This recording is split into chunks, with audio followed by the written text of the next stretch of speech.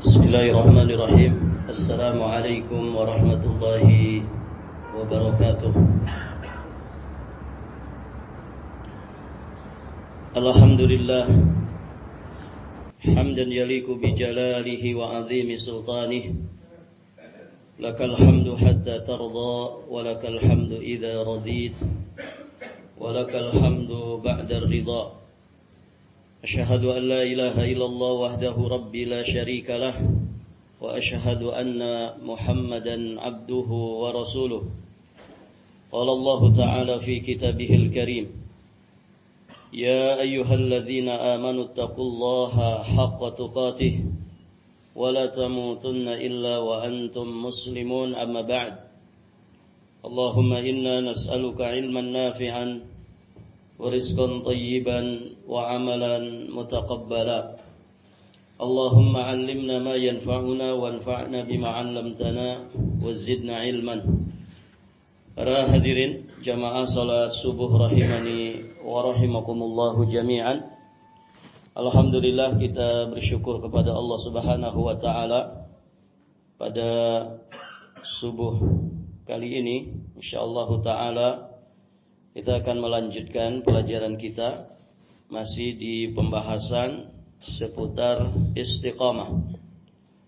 Di pembahasan terdahulu kita sudah membahas hakikat dari istiqamah dan ats-tsabat. Kemudian juga kita sudah membahas beberapa rintangan, hambatan di dalam menjalankan istiqamah. Berikutnya pada kesempatan ini kita akan membahas beberapa kiat untuk kita tetap istiqamah di atas iman, di atas amal saleh. Hadirin jamaah yang dirahmati Allah, para ulama kita banyak sekali memberikan kiat-kiat. Ada sekian banyak poin-poin yang bisa kita pelajari. Di antara kiat-kiat istiqamah adalah senantiasa berdoa kepada Allah Subhanahu wa taala, meminta keistiqomahan. Mengapa demikian? Karena kata para ulama, al-istiqamatu minhatun ilahiyyatun wahibatun rabbaniyah. Istiqamah itu adalah anugerah ilahi, pemberian Rabbani. Jadi bukan semata-mata karena usaha kita saja. Istiqamah itu hidayah. Maka di dalam banyak ayat Al-Quran, istiqamah itu dinisbatkan pemberiannya kepada Allah Subhanahu wa ta'ala. Dan kita juga meminta istiqamah itu kepada Allah. Allah Subhanahu wa ta'ala berfirman di antaranya di surat An-Nisa ayat 68. Allah berfirman, "Walahadainahum siratan mustaqima." Dan pasti kami tunjukkan kepada mereka jalan yang mustaqim, jalan yang lurus. Yang disitulah kita harus istiqamah. Allah Subhanahu wa ta'ala menyatakan walahadainahum, dan pasti kami akan berikan petunjuk kepada mereka. Pasti kami akan berikan hidayah kepada mereka untuk menempuh siratal mustaqim dan istiqamah di atasnya. Berarti istiqamah itu pemberian dari Allah. Kemudian di ayat yang lainnya di surat An-Nur ayat 46, Allah Subhanahu wa ta'ala juga berfirman, وَلَقَدْ أَنزَلْنَا آيَاتٍ مُبَيِّنَاتٍ وَاللَّهُ يَهْدِي مَنْ يَشَاءُ إِلَى صِرَاطٍ مُسْتَقِيمٍ. Sungguh kami telah menurunkan ayat-ayat yang bayyin, yang mubayyinat, ayat-ayat yang memberikan penjelasan, ayat-ayat yang jelas dan memberikan penjelasan. Kemudian, di sini poinnya, wallahu yahdi may yasha'u ila siratim mustaqim. Dan Allah lah yang memberi petunjuk, memberi hidayah kepada siapa saja yang ia kehendaki ke jalan yang lurus. Dari dua ayat ini dan ayat-ayat yang semisal dengan ayat ini, banyak sekali di dalam Quran, menegaskan kepada kita bahwa istiqamah di atas jalan kebenaran, istiqamah di atas jalan yang lurus, itu merupakan karunia dan pemberian Allah Subhanahu wa Ta'ala. Nah, ketika kita sadar bahwa istiqamah itu pemberian, anugerah ilahi dan pemberian Rabbani, berarti di sini memberikan pelajaran berharga bagi kita. Apa pelajarannya? Supaya kita itu hanya bergantung dan berharap istiqamah itu hanya kepada Allah saja. Artinya minta istiqamah itu tidak kepada siapapun. Karena yang memberikan keistiqomahan itu Allah, berarti kita mintanya kepada Allah. Oleh karenanya Nabi Shallallahu Alaihi Wasallam mengajari kita doa, ya, dan beliau memberikan keteladanan kepada kita dengan sering membaca doa ini. Di antaranya saat beliau sujud, ya, di dalam salatnya, dan itu dikisahkan oleh ibunda Aisyah radhiyallahu taala anha. Doa apa itu? Ya muqallibal qulub, tsabbit qalbi ala dinik. Ya muqallibal qulub, wahai zat yang membolak-balikan hati, tetapkan, kokohkan, istiqomahkan hatiku di atas agamamu. Baik, para jamaah yang dirahmati Allah, derajat hadis ini hasan sahih, terdapat di Sunan At-Tirmidzi. Ini ternyata doa yang paling sering dibaca oleh Nabi, terutama di sujud sholatnya. Ya muqallibal qulub, tsabbit qalbi ala dini. Padahal Nabi itu manusia yang paling mulia, paling istimewa, manusia yang paling soleh, manusia yang paling beriman, manusia yang maksum. Ternyata beliau banyak sekali membaca doa ini. Minta kepada Allah supaya hatinya diistiqomahkan di atas agama Islam. Kalau hati itu bisa istiqomah, maka mudah mengistiqomahkan yang lain. Karena hati itu raja. Makanya yang diminta adalah istiqomahnya hati. Yang diminta adalah istiqomahnya hati. Kalau hati seseorang itu istiqomah, maka mudah baginya untuk mengistiqomahkan lisannya. Mudah baginya untuk mengistiqomahkan matanya, telinganya, tangan, kakinya. Mengistiqomahkan seluruh anggota badannya untuk selalu taat kepada Allah Subhanahu wa Ta'ala. Nah, ini hadirin jamaah yang dirahmati Allah. Ketika doa ini sering diulang-ulang oleh Nabi, menunjukkan bahwa doa ini sangat penting. Ya, sehingga Ummu Salamah siapa? Salah satu di antara istrinya Nabi. Nama aslinya siapa? Ummu Salamah ini kan kunyah, ya. Ummu Salamah. Nama aslinya Hindun binti Abi Umayyah. Salah seorang dari ummahatul mukminin, salah satu dari istrinya Nabi sallallahu alaihi wasallam. Beliau pernah bertanya kepada Nabi, "Ya Rasulullah, benarkah hati itu berbolak-balik?" Kata Ummu Salamah, "Ya Rasulullah, benarkah hati itu bisa berbolak-balik?" Maka kemudian Nabi sallallahu alaihi wasallam menjawab, "Na'am." Iya. Hati itu bisa berbolak-balik. Bahkan beliau sampaikan, "Ma min khalqillah, min bani Adam, min basyarin, illa anna qalbahu baina usbu'aini min asabi'illah. Fa in syaa Allah azza wa jalla aqamah, wa in syaa azaghah." Kata Nabi sallallahu alaihi wasallam, tidak ada satupun ciptaan Allah dari kalangan Bani Adam, dari kalangan basyar, yakni bangsa manusia, melainkan hati mereka berada di antara dua jemari dari jemari-jemari Allah. Jika Allah Subhanahu wa taala berkehendak, aqamah, Allah akan jadikan hatinya itu istiqamah. Namun jika Allah juga berkehendak, Allah akan jadikan hatinya itu disesatkan. Allah akan sesatkan hatinya itu. Baik, para jamaah yang dirahmati Allah. Hati ini yang paling mendasar di dalam keistiqomahan. Ya, makanya disinilah rahasianya kenapa Nabi meminta keistiqomahan hati di atas agama. Dan para jamaah yang dirahmati Allah, mengistiqomahkan hati ini yang paling berat dibandingkan mengistiqomahkan anggota badan yang lainnya. Ya, namanya saja qalbun. Qalbun itu ya dari bahasa Arab. Ya.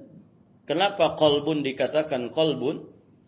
Karena dia punya sifat yataqallab. Yataqallab itu berbulak-balik. Ya. Sering berubah suasana. Gitu kan? Kita kalau tanggal muda dengan tanggal tua beda enggak? Suasana hati. Beda tidak, ikhwan? Yang suka gajian. Baik, para jamaah yang dirahmati Allah. Barakallahu fikum. Antum kalau tanggal muda, Masya Allah. Ya. Istri antum melihat ganteng banget suami saya. Kalau sudah tanggal tua, lain lagi, begitu kan? Jadi, hati ini gampang berubah. Hati ini gampang berubah. Dalam urusan dunia, hati bisa berubah.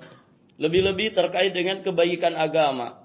Maka hadirin jamaah yang dirahmati Allah, kadang hati itu malas, lemah, kadang hati itu kuat, kadang hati itu sedih, kadang hati itu gembira, kadang hati itu barakallahu fikum dalam keadaan yang tidak menentu.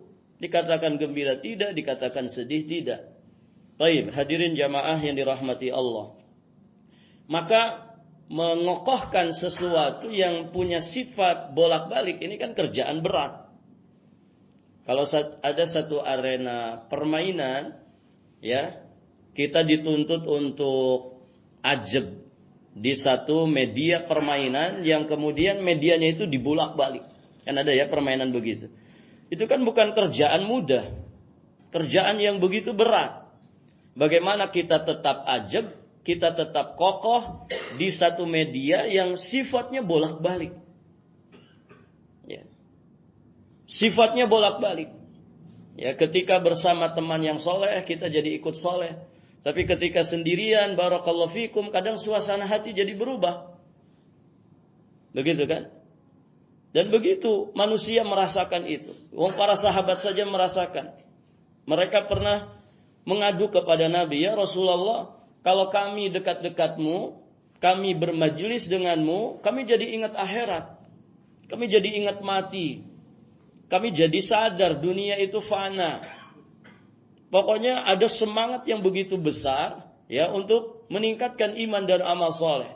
Tapi kenapa ketika kami jauh darimu, kami kembali ke anak istri kami kembali ke kegiatan duniawi kami, ternyata kami lupa lagi dengan yang namanya kematian. Lupa lagi dengan yang namanya kehidupan akhirat. Lalai lagi kami dari amal soleh. Lihat, perhatikan. Ya, suasana hati mudah sekali berbolak-balik. Hadirin jamaah yang dirahmati Allah.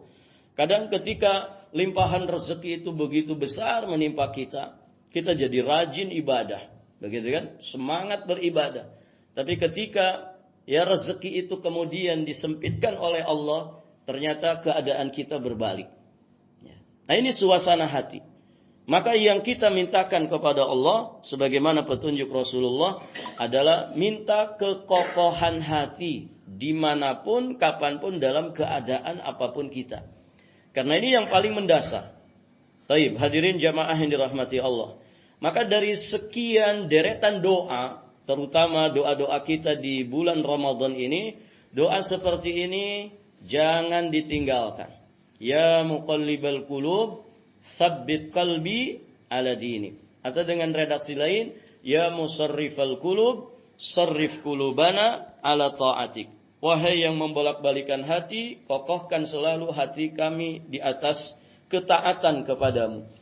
Atau doa-doa yang semisal, ya seperti di Al-Quran, ya kita mengetahui ada satu doa, Rabbana la tuzigh qulubana ba'da idh hadaitana wa hab lana min ladunka rahmah innaka antal wahhab. Nah, ini yang pertama para jamaah. Ini jangan dilupakan. Kalau kita pengen jadi orang yang istiqomah, ya ikhtiar yang paling utama minta kepada Allah. Karena istiqomah itu pemberian dari Allah, minhatun ilahiyah wahibatun rabbaniyah. Baik, para jamaah. Kemudian yang kedua, di antara kiat istiqamah adalah meningkatkan keikhlasan di dalam beramal. Ini poin-poin penting, poin-poin mendasar. Jangan bermimpi kita jadi orang yang istiqamah kalau amal kita ini tidak ikhlas karena Allah. Kalau orang tidak ikhlas berarti kan imma riya, imma sum'ah. Kalau orang itu tidak ikhlas berarti ghardul amal li ghairillah. Tujuan utama dari amalnya itu untuk selain Allah. Hadirin jamaah yang dirahmati Allah. Maka berat ketika orang itu ingin istiqomah, ternyata amalnya tidak ikhlas. Jadi kalau ingin istiqomah, ikhlaskan amal kita. Karena Allah Ta'ala. Walaupun tidak disorot oleh manusia, walaupun tidak disorot oleh media, walaupun tidak disaksikan oleh siapapun, maka kalau orang itu istiqomah, insyaallah Ta'ala. Kalau orang itu ikhlas, maka insyaallah dia ajak dalam amalnya. Ada dua kisah ya yang akan kita kisahkan terkait dengan poin ini. Ya, bagaimana pentingnya keikhlasan para jamaah dirahmati Allah. Kita mengenal Imam Malik rahimahullahu taala. Siapa Imam Malik? Ada yang kenal? Imam Malik itu salah satu imam madhab yang empat. Imam Abu Hanifah, Imam Malik, Imam Syafi'i, Imam Ahmad. Juga salah satu di antara gurunya Imam Asy-Syafi'i, Imam Darul Hijrah. Baik para jamaah. Beliau itu seorang imam Darul Hijrah, berarti imam yang menetap di kota hijrah, kota Madinah. Beliau punya satu kitab besar ya, karya beliau, kumpulan-kumpulan hadis yang disebut dengan kitab Muwatta. Kitab Muwatta Imam Malik. Yang Imam Asy-Syafi'i ketika beliau mau belajar kitab Muwatta ini, beliau hafalkan dulu itu kitab Muwatta. Ya. Kalau yang cetakan satu jilid ini tebal segini. Kitab Muwatta, kumpulan hadis. Sebagian ulama menegaskan ini kitab yang luar biasa, mengalahkan Sahih Bukhari dan Muslim. Menurut pujian sebagian ulama. Namun jelas yang paling masyhur ya as-sahul kutub ba'dal Quran ya Sahih Al-Bukhari dan Sahih Muslim. Tapi saking istimewanya ini Muwatta sampai ada ulama yang kemudian memuji begitu. Taib hadirin, Imam Syafi'i ketika mau belajar kitab ini ke Imam Malik, beliau dalam keadaan sudah hafal terlebih dahulu. Luar biasa ya. Belum belajar, kitab gurunya sudah dihafalin dulu. Taib para jamaah. Nah, kitab Muwatta ini istimewa para jamaah. Nah, ada kisah ketika beliau mau menyusun kitab ini. Saat menyusun kitab Muwatta ini, ada yang berkata kepada beliau, "Wahai Imam, sudah banyak ulama yang menyusun kitab Muwatta." Ya, Muwatta itu barakallahu fikum, ini judul kitab ya. Intinya dia kumpulan-kumpulan hadis. Kalau dibahasakan kita, Muwatta itu terbentang. Muwatta itu sesuatu yang mudah. Jadi beliau berusaha mengumpulkan hadis-hadis Rasulullah sallallahu alaihi wasallam disusun sedemikian rupa untuk memudahkan kaum muslimin yang mengambil faidah-faidah hadis baik dari sisi fikih ataupun dari sisi pengamalan. Taib para jamaah. Nah, ada yang berkomentar, ngapain bikin kitab Muwatta? Sudah ada sekian ulama yang juga nulis kitab Muwatta. Dan memang demikian para jamaah yang dirahmati Allah. Ada kitab-kitab Muwatta yang lainnya. Muwatta Ibnu Abi Dhi'ib. Kemudian ada Muwatta Ibrahim bin Yahya Al-Aslami. Kemudian juga ada kitab Muwatta Ibnu Wahab. Ya. Ada sekian kitab-kitab Muwatta yang juga ditulis oleh para ulama. Maka ketika Imam Malik menyusun kitab Muwatta ini, maka ada yang berkomentar, ya, ngapain nulis kitab Muwatta? Kan sudah ada ulama-ulama lain yang kemudian juga menulis kitab Muwatta, kumpulan-kumpulan hadis itu. Baik, para jamaah. Kemudian Imam Malik rahimahullahu taala, beliau menjawab. Jawabannya pendek saja, simpel saja, yang sejatinya memberikan pelajaran kepada kita tentang keikhlasan. Apa kata beliau? Maka lillahi yabqa. Apa yang dikerjakan karena Allah pasti yabqa. Yabqa itu langgeng. Ya, langgeng, tidak akan terputus. Maka lillahi yabqa. Apa yang dikerjakan karena Allah, ikhlas karena Allah, pasti dia itu akan langgeng. Maka hadirin jamaah yang dirahmati Allah, apa yang terjadi? Ternyata justru kitab Muwatta'nya Imam Malik rahimahullahu taala yang paling dikenal oleh umat Islam. Yang paling dikenal oleh umat Islam dan paling banyak dipelajari oleh kaum muslimin dibanding Muwatta' yang lainnya. Berarti ini menggambarkan apa yang beliau sampaikan ini luar biasa. Maka lillahi yabqa. Apa yang dikerjakan karena Allah Subhanahu wa taala pasti dia dawam, pasti dia langgeng. Terus menerus continue, tidak terputus. Baik, para jamaah. Kisah yang mirip dengan ini juga terjadi pada Imam Ibnu Hajar Al-Asqalani rahimahullahu ta'ala. Saat beliau menyusun kitab besarnya, karya besarnya, yang berjudul Fathul Bari. Kitab Fathul Bari ini kitab apa? Ada yang kenal? Barakallahu fikum. Ya. Harus banyak mengenal kitab para ulama ya. Jangan mengenal komik saja. Komik Wiro Sableng Hatam begitu. Kitab para ulama enggak ngerti. Paling tidak judulnya aja. Fathul Bari. Fathul Bari ini kitab apa? Kitab Syarah Sahih Al-Bukhari. Imam Bukhari kan punya Sahih Al-Bukhari, kumpulan hadis-hadis sahih. Nah, itu dijelaskan hadis itu, disyarah hadis itu, Sahih Bukhari ini, oleh Imam Ibnu Hajar Al-Asqalani, yang kemudian kitabnya dikasih judul Fathul Bari. Fathul Bari Syarah Sahih Al-Bukhari. Nah, ketika beliau menyusun kitab ini berjilid-jilid para jamaah Fathul Bari. Ketika beliau menyusun kitab ini, ada sebagian orang berkomentar kepada beliau, ngapain menyusun syarah Sahih Al-Bukhari? Kan sudah banyak syarah-syarah Sahih Bukhari yang lainnya. Sudah ada para ulama yang menulis kitab syarah Sahih Al-Bukhari. Begitu.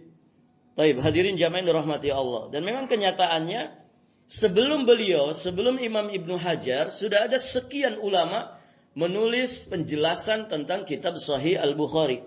Ya, di antaranya A'lamul Hadits, ya, karyanya Imam Al-Khattabi. Itu juga syarah Sahih Bukhari. Bahkan ini dianggap syarah yang pertama untuk kitab Sahih Al-Bukhari. Ada Al-Kaukab, ya, Ad-Darari fi syarah Al-Bukhari, karyanya Al-Imam Al-Kirmani. Kemudian syarah Ibnu Battal, kemudian ada At-Tawshih, ya, karya Imam As-Suyuti. Ya. Artinya ada beberapa kitab syarah Sahih Bukhari sebelum ya Fathul Bari ini. Namun hadirin jamaah yang dirahmati Allah, Imam Ibnu Hajar Al-Asqalani juga menjawab seperti apa yang disampaikan oleh Imam Malik bin Anas rahimahullahu ta'ala. Beliau menyampaikan, maka lillahi yabqa. Apa yang dikerjakan karena Allah, maka dia akan langgeng. Dan Masya Allah, kenyataannya, apa yang terjadi para jamaah? Ternyata meskipun syarah-syarah yang tadi kita sebutkan, itu syarah yang luar biasa dan pendahulu dari Imam Ibnu Hajar Al-Asqalani, ternyata yang paling masyhur, paling dikenal, paling banyak dikaji, dipelajari oleh kaum muslimin, bahkan mungkin di sepanjang zaman, itu karyanya Imam Ibnu Hajar Al-Asqalani yang judulnya tadi Fathul Bari. Dan bahkan kemudian banyak sekali para ulama yang membandingkan dan berkomentar bahwa kitab penjelasan Sahih Al-Bukhari yang ditulis oleh Imam Ibnu Hajar Al-Asqalani dengan judul Fathul Bari.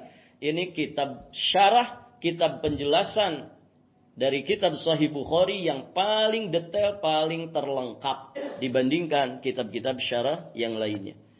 Nah demikian para jamaah yang dirahmati Allah. Ini sekali lagi menggambarkan betapa keikhlasan itu sangat-sangat luar biasa. Makanya di generasi setelahnya ada ulama di negeri Yaman yang bernama Imam Asy-Syaukani rahimahullahu taala, wafatnya di tahun 1250 Hijriah, sekitar 1834 Masehi. Berarti ulama di tahun 1834. Berarti 200 tahun yang lalu. Imam Asy-Syaukani wafatnya di usia 76 tahun.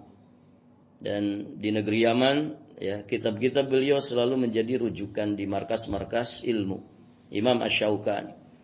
Dan beliau juga punya kitab tafsir Fathul Qadir, ada 4 atau 5 jilid.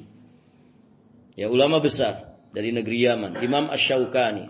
Para jamaah yang dirahmati Allah, pernah ada yang kemudian berkata kepada beliau, "Wahai Imam Asy-Syaukani, tidakkah engkau mensyarah kitab Sahih Al-Bukhari?" Karena beliau ini ulama besar. Ada kemudian yang mengusulkan, "Coba antum syarah itu kitab Sahih Al-Bukhari." Begitu. Maka apa jawaban beliau? Jawaban beliau, "La hijrata ba'dal fathi." Tidak ada hijrah setelah futuh Mekah. Tidak ada hijrah setelah futuh Mekah. Ini hadis ya. Tapi yang dimaksudkan oleh Imam Asy-Syaukani, maksudnya cukup. Fathul Bari itu sudah cukup. Artinya ini pujian beliau kepada karyanya Imam Ibnu Hajar.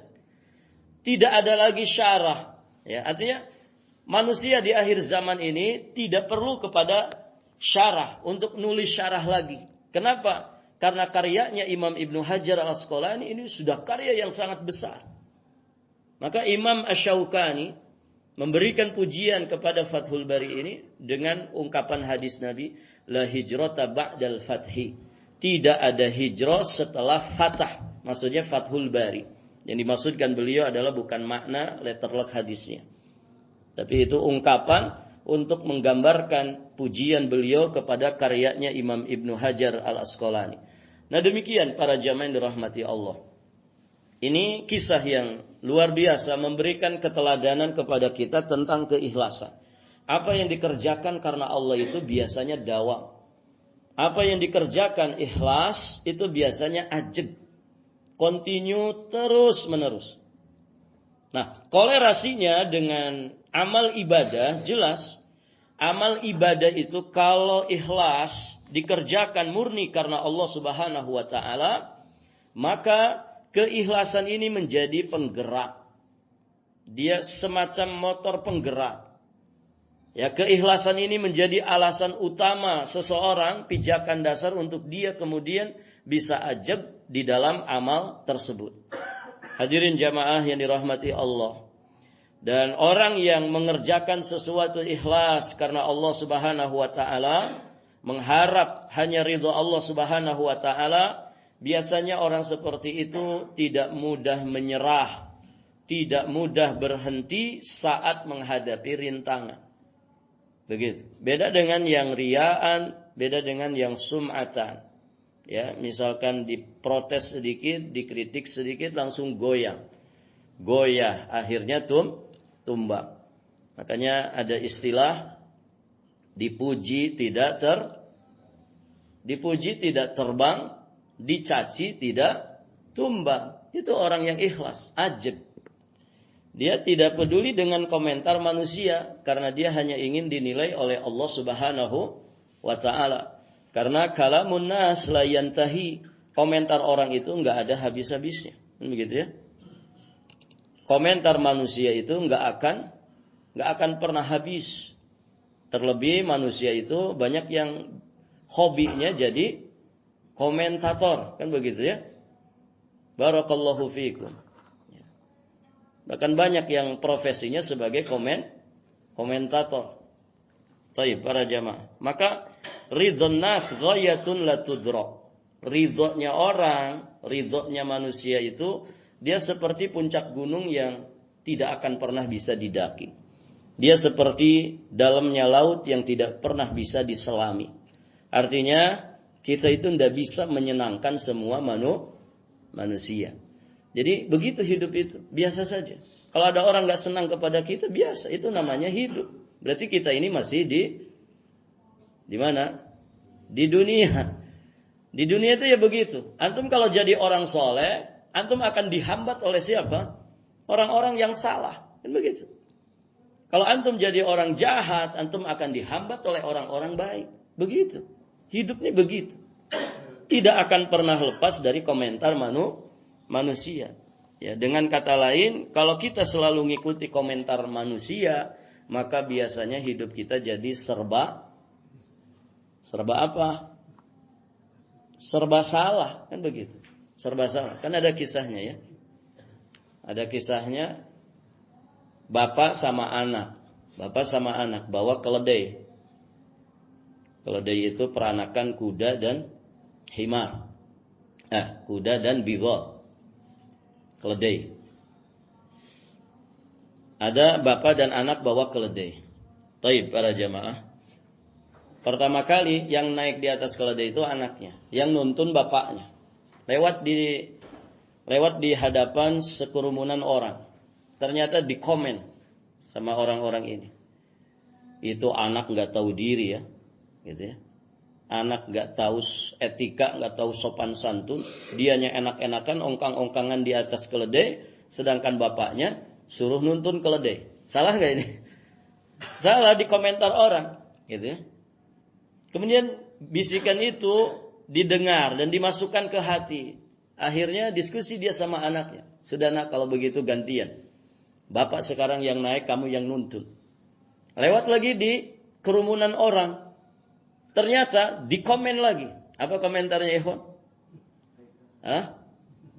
Itu bapak nggak tahu diri. Ya, dia enak-enakan di atas, anaknya masih kecil, suruh nuntun hewan tunggangannya. Barakallahu fikum. Akhirnya didengar lagi, dimasukin lagi ke hati. Diskusi lagi. Oh, kalau begitu kita naik aja berdua, gitu. Kan naik anaknya salah, ya. Naik bapaknya, anaknya di bawah juga salah, kan begitu. Dikomentar sama orang. Sudah kalau begitu kita naik berdua saja. Keledai itu kan kecil, ikhwan. Beda dengan kuda. Dia kecil. Dan keledai itu biasanya simbol kebodohan. Orang Arab itu kalau moyok orang, mencaci maki orang, itu biasanya menggunakan kalimat ini. Anta himar. Ya. Kamu keledai. Gitu. Kalau di kita kan bukan himar ya. Di kita mah anjing, monyet, begitu ya. Barakallahu fikum. Kalau di Arab itu himar. Ya, himar itu memang kalau antum melihat jugrugannya memang kayak bego banget gitu ya. Dia binatang yang kayak culun begitu. Tapi para jamaah, akhirnya dinaikin dua-duanya. Bapaknya naik, anaknya juga naik. Lewat lagi di kerumunan orang. Ternyata dikomentar lagi. Ini bapak dan anak tidak berperi kehewanan. Kasihan itu hewan. Ya ditunggangi oleh duaan, gitu ya. Ditunggangi berdua. Barakallahu fikum. Bingung ini anak dan bapak. Ini orang-orang ini komen terus itu. Sudah kalau gitu gak usah ada yang naik. Kita tuntut aja berdua. Lewat lagi di kerumunan orang. Dikomen lagi. Bapak dan anak dua-duanya bodoh. Punya kendaraan gak dinaikin, gak dipakai. Lihat ya. Kalamun nas la yantahi.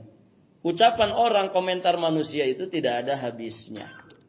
Maka hadirin jamaah yang dirahmati Allah, ya tugas kita bukan ya mendengarkan komentar manusia, tapi bagaimana kita selalu mengikuti petunjuk Allah dan Rasulnya. Lempeng saja, ajak saja, lurus saja. Kalau ini kata Allah benar, kata Rasulullah benar, sudah istiqomah saja di atas itu. Jangan pedulikan komentar manusia. Baik, hadirin jamaah yang dirahmati Allah. Sampai di sini saja dulu. pelajaran kita. Insyaallah taala besok masih kita lanjutkan kiat-kiat istiqomah yang lainnya. Yang barusan kita bahas ada berapa? Ada 2. Pertama apa tadi? Minta kepada Allah, berdoa kepada Allah supaya kita mendapatkan anugerah istiqomah. Yang kedua tadi, berusaha meningkatkan kualitas ikhlas kita di dalam beramal. Karena orang yang ikhlas, insya Allah dia ajak di dalam beramal ibadah. Orang yang ikhlas pasti dia siap menghadapi berbagai macam tantangan dan juga rintangan untuk dia menggapai istiqomah ini. Saya kira cukup sampai di sini. Kajian ba'da subuh di Ramadan ini kajian yang paling berat gitu ya. Paling berat para jamaah yang dirahmati Allah. Kalau ustadz lihat jamaahnya pada ngantuk, ustadznya jadi ikut ngantuk gitu. Jadi kita cukupkan saja sampai di sini. Semoga bermanfaat. Insyaallah taala besok kita lanjutkan lagi ba'da subuh lagi ya. Tinggal 1 hari lagi kajian ba'da subuh. Besok saja. Taib. Jadi nanti kita bahas kiat yang ketiga insyaallah taala. Kita cukupkan sampai di sini dan kita tutup dengan doa kafaratul majlis. Subhanakallahumma bihamdik asyhadu an la ilaha illa anta astaghfiruka wa atubu ilaik. Hadanallahu wa iyyakum ajma'in wallahul muwaffiq ila aqwamit thoriq. Al-'afwu minkum. Wassalamu alaikum warahmatullahi wabarakatuh.